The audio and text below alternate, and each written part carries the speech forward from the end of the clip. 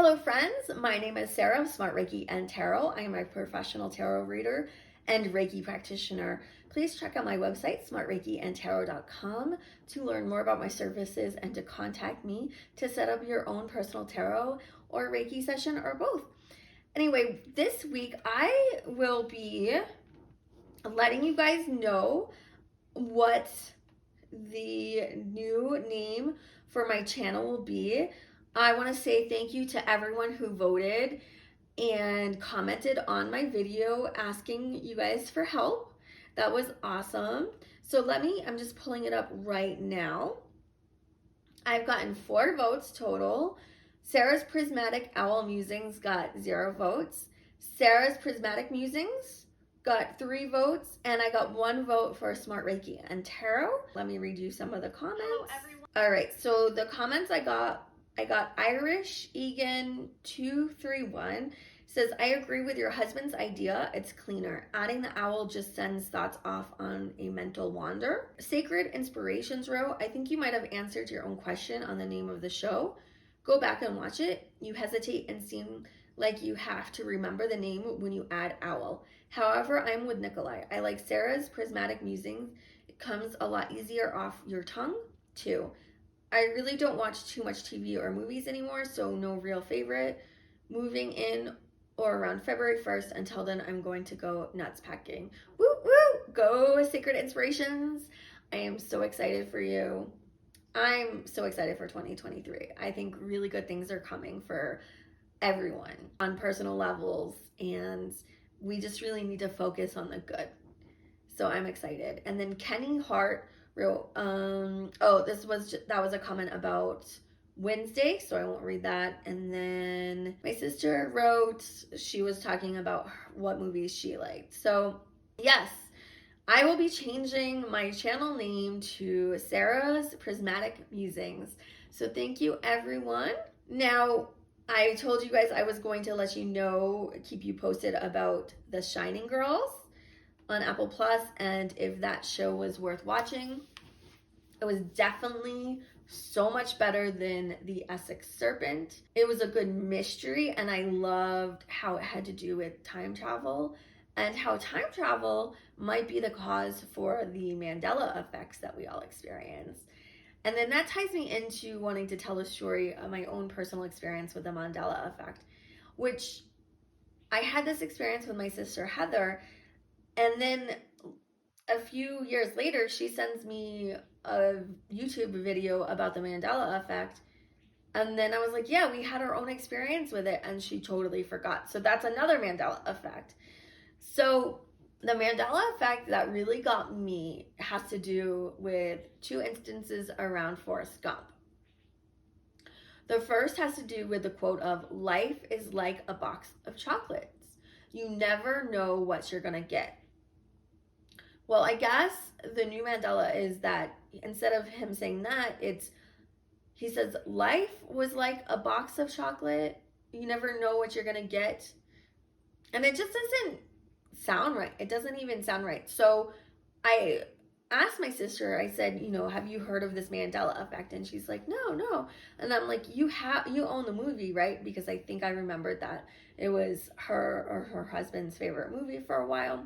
So she put in the VHS and she played the scene, and I was on the phone with her and I heard it, and it said, the first time we watched it, played it through, it said, life is like a box of chocolates. You never know what you're going to get. She rewinds it. She rewinds the VHS and she plays it in again. And then it says, life was like a box of chocolates. You never knew what you were going to get. What? It literally changed after the first time we watched, that clip. But she didn't remember that when she sent me the clip about the Mandela effect. Crazy. The other one has to do with an actress from that movie, Forrest Gump. I remember Sally Fields as Sally Fields. Now it's Sally Field, which doesn't even roll off your tongue. Like, it's just like, what happened to Sally Fields? It was always Sally Fields to me growing up. So those are like the Mandela effects. There's been a few other ones, but that one was a big one. And especially since we experienced it in real time. That was so trippy. So, Heather, do you remember now rewatching this? Do you remember us talking about that?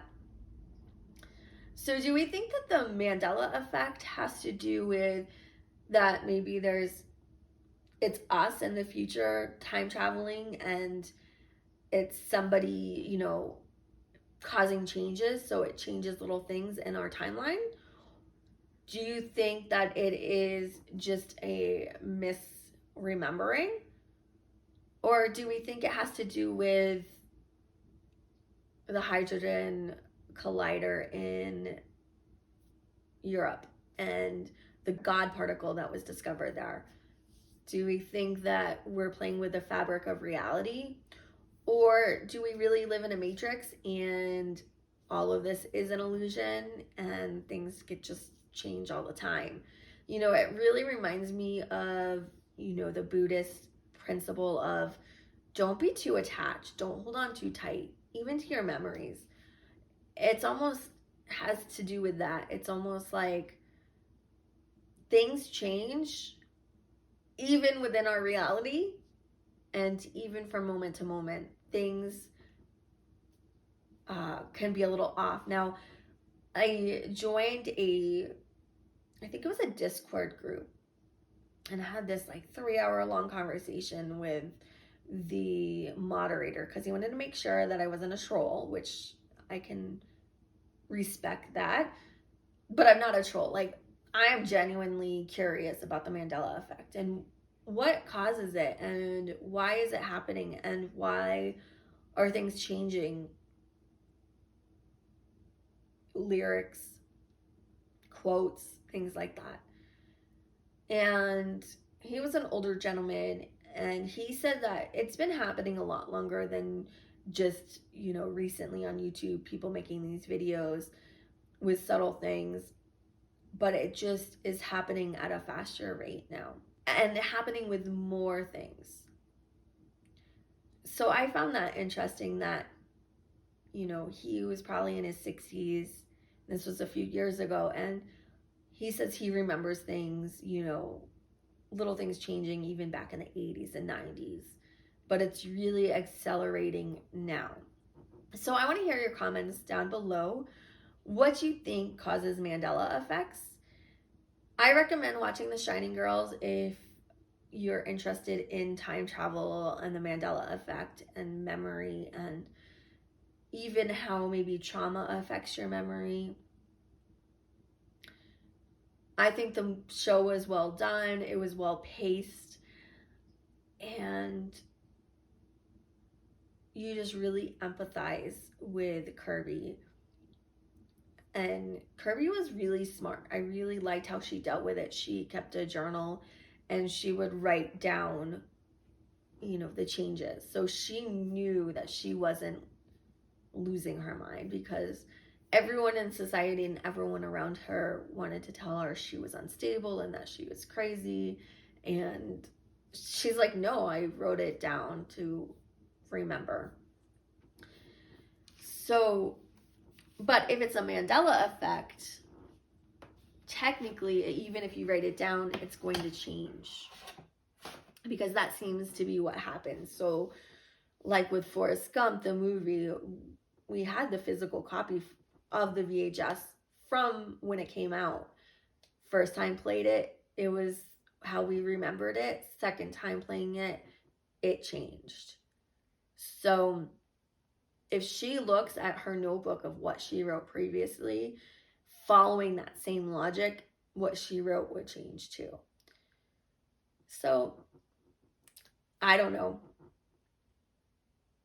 It's almost like even if you write it down, it may or may not change, because it seems as if like the main movie and the main things will change, but then there's still residue left of the way it used to be.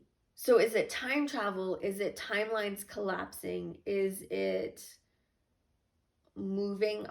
Is it almost like moving into other dimensions? Is it those of us who remember something, have we died and gone to another dimension? Like maybe there is really no death. Maybe there isn't even an afterlife. Maybe you die in one dimension and then because the parallel realities are so close, you just go into another parallel reality. I don't know. These are all things that um, are, philosophical questions. It reminds me of the movie Waking Life. And that movie is all about that, where it's stating that you don't really die. You just keep going to other dimensions or planes of existence, but you still think you're living your waking life, right? But you can never wake up, and things are just off a little, and things don't quite make sense the way that it did in your original reality or whatever. I don't know, some fun things to think about. But I want to thank you all for voting, and I will be changing the channel name and updating my little photo that I use. And I'm like it's a little bittersweet because I really love the painting my husband painted for me of the witch in front of the heart with her cute little witch hat. I still have my witch. It's so funny. So my mother bought me this t-shirt a few years ago. I wear it on our trip. I wear it at home in front of her like all the time. And then for Christmas, she bought me the same shirt. Hilarious. Thank you, Mom. I love this t-shirt. I get compliments on it all the time. So I still love witchy things. I can't, give up my love of all things witchiness completely. And I don't think I should. So I'm wearing it today. I'm rocking it out. Thank you all, and I will see you next time. Bye, guys.